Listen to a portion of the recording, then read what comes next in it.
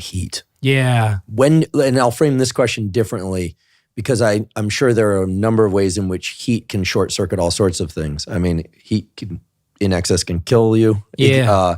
It can shut down fertility. It can, in excess, right? It can do all sorts of things, but it can also increase growth hormone, increase vasodilation, improve one's ability to sweat, which can be very beneficial in a number of contexts. Yep. For 75% of people, 75% of the time, when do you think heat is most useful? And here I'm referring to dry sauna or wet sauna. I'm not specifically talking about infrared sauna because the data there are a little unclear to me. And I don't even know that. My sense with infrared saunas is they don't go hot enough for my particular taste. You and I have a similar taste there. Okay, if we're not crushing 200 past, I'm not interested. Right, and my sense about infrared sauna is that maybe I haven't seen the data. Is that, but that a lot of people like it because they like the way they look in the infrared sauna. It feels cool. It feels like you're doing something unusual. Now, infrared lights are beneficial for other reasons, actually for mitochondrial health in the retinas. They're good data, but infrared sauna to me, it never goes hot enough. So I'm talking about 200 or hotter, maybe 180 to 220. Obviously do what's safe, folks, and heed all the warnings about pregnant people not going in saunas, et cetera. I assume you're lumping in hot water immersion as the same. Hot water immersion, so hot baths, hot sauna. When do you think most people could leverage sauna or hot baths to benefit their training and fitness and health? Yeah, okay. I have a handful of things to say about this topic. One of them is you never have a hard time convincing people to get hot. Mm-hmm. Everyone feels good. Like, getting a hot bath. Like, can you take more hot showers? Sure. Like, no problem there, right? There are a handful of studies that have looked at this immediately post, and it seems to even augment hypertrophy. So after hypertrophy training, getting in the sauna for 20 minutes? Yeah, whatever it needs to be. We don't have a good titration. What's the number minutes-wise? We don't have a temperature titration. Hot shower would be a second. Would be a weak second best. I would say it's a very weak. So take a hot bath. Maybe. I think a hot bath is probably a lot closer to what you're looking for. It actually kind of goes back to our initial conversations. Theoretically, you're just going to aid in blood flow. So you're going to put more nutrients in, more waste product out, metabolic stress, all that stuff is going through. So that's the thought anyways. We far from Makes knowing. Sense. Plausible, right? Absolutely plausible. Something people will do, feels good. I would say with cold and hot, I want to caution you against a couple of things. This is true across all physiology, but you need to be really careful about moving percentages from molecular to outcome. Very careful. So for example, it's easy to see a paper that says, okay, we put you in a hot bath or something and we saw growth hormone increase 300%. That is not going to result in 300% increase in muscle size, right?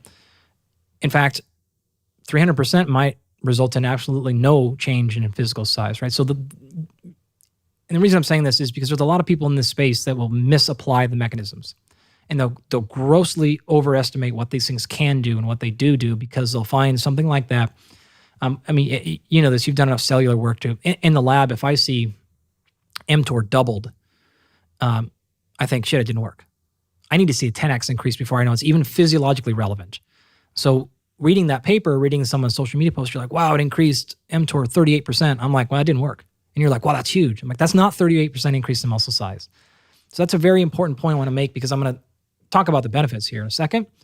But I don't want people to be fooled into thinking that this is some crazy miracle. The same thing with the sauna. In terms of general health outcomes, it is clearly a beneficial thing. This is a really good idea to get hot a lot. It is not a substitute for exercise, though. It's a very important distinction. If the options are nothing or sauna, get in the sauna. Really, really good idea. If the exchange is, though, I don't need to work out because I did the sauna, bad.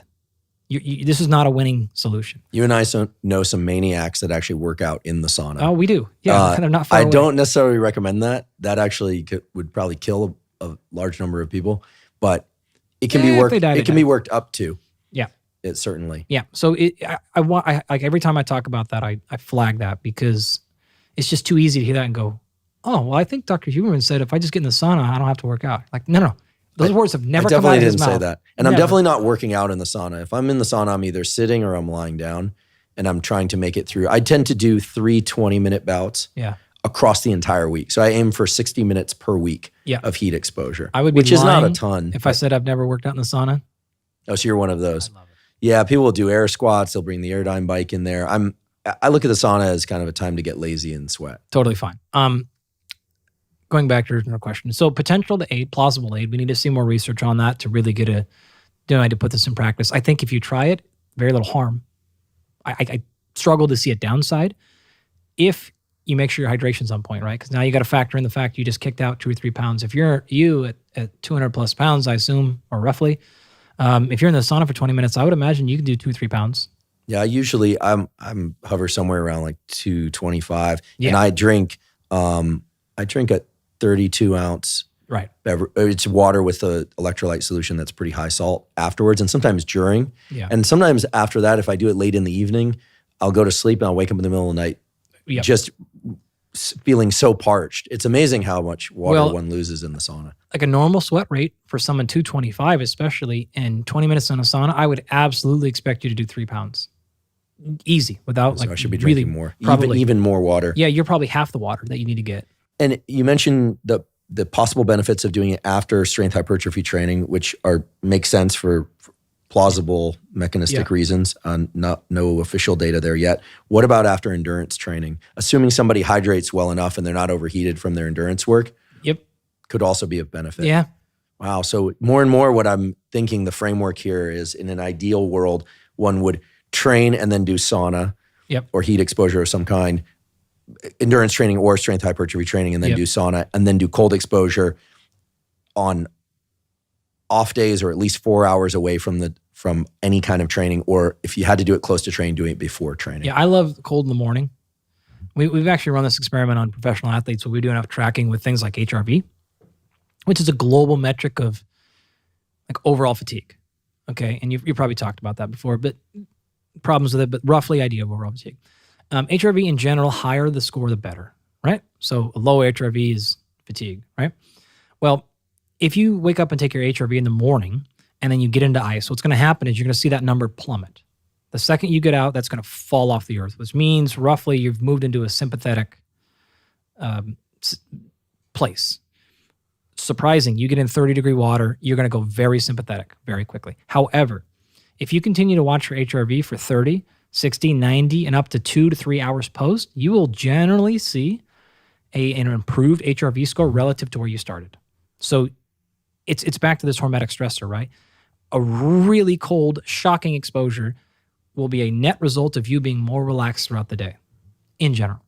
And we've seen that now like very consistently across years with athletes. So I think it's a great way to start your day. You won't need nearly as much coffee after spending 3 minutes in 30-degree water. 30 degrees is pretty darn cold. I was in the ocean this morning for about 3 minutes. It felt, I didn't bring a thermometer, but it felt like somewhere in the low 50s. But 50 and moving is really cold. Yeah. Water's moving, Yeah. right? That's really cold. That's right. The thermal layer that surrounds you when you sit still in cold water immersion. I'm encouraging people now, if they really, I was a joke that, people like to look real stoic and tough when they're in there, like they're just grinding through it with no pain at all. But the stillness is actually reducing the stimulus. If they sift around a little bit, you break up that thermal layer. That's where the real action is. We've joked about this for years. Like, do 50 degrees with a whirlpool jet on. Now I'm impressed, because that is hard. You sit in 35 degree for 3 minutes. But with XPT, I've seen, I can't even tell you how many hundreds of people from all walks of life, on all age, that we've been able to get in 30-some degree water for 3 minutes. 50 degrees with a whirlpool going, that number gets very small. Yeah, and if you don't have access to a whirlpool, this should be reassuring to you. Some people say, I don't have access to ice. And ice can actually get pretty expensive if you're doing a $50 ice bath every day. So you can fill your bathtub with cool to cold water, get in, but just make sure that you keep sifting your limbs, and it's chilly. Yeah. And the studies on the very well-established increases in dopamine and epinephrine that occur in cold water exposure were actually done at an hour in 60 degrees Fahrenheit. Yeah.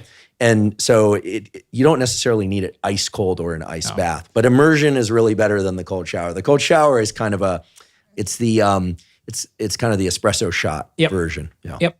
That's it's sort of funny, because if you look at most of those initial studies and you think, man, how did they get people to sign up to spend 45 minutes in 55-degree water. 55 degrees is cold, even if it's not moving. And then they're going to not spend 5 minutes in it. They're going to go an hour. And if you've ever done ice baths at that temperature, you know, like, all right, after a few minutes, it's not that bad. But man, that's a protocol. Yeah, it's kind of a cold endurance protocol, because it's one thing to get in for 1 minute to 3 minutes and you know you're getting out. You could sing a song, you could do anything to distract yourself, but 45 minutes to an hour is intense. Maybe I don't think they paid the subjects, but anyway, that study was done in Europe. I forget where it was done, but anyway, they were hardy subjects.